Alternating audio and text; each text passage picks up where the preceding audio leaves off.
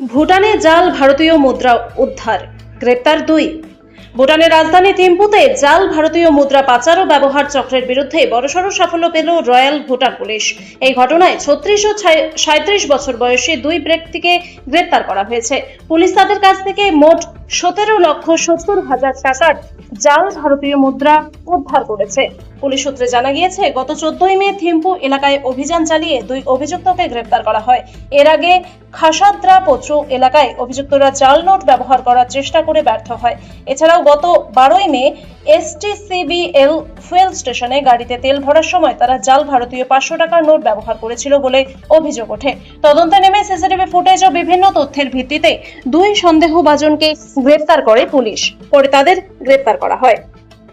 Police জানিয়েছে, 36 বছর বয়সী অভিযুক্তের কাছ থেকে 11,80,000 টাকার জাল ভারতীয় 500 টাকার নোট উদ্ধার হয়েছে।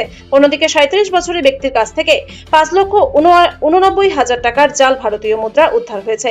প্রাথমিক জিজ্ঞাসাবাদে অভিযুক্তরা স্বীকার করেছে যে ভারতের একটি সীমান্তবর্তী শহর থেকে 10 লক্ষ টাকার বিনিময়ে তারা প্রায় 17,70,000 টাকার জাল ভারতীয় মুদ্রা সংগ্রহ করেছিল। উদ্ধার হওয়া অধিকাংশ জাল নোটই 500 টাকার বলে জানিয়েছে পুলিশ। ঘটনার তদন্ত চালিয়ে যাচ্ছে থিম্পু পুলিশ।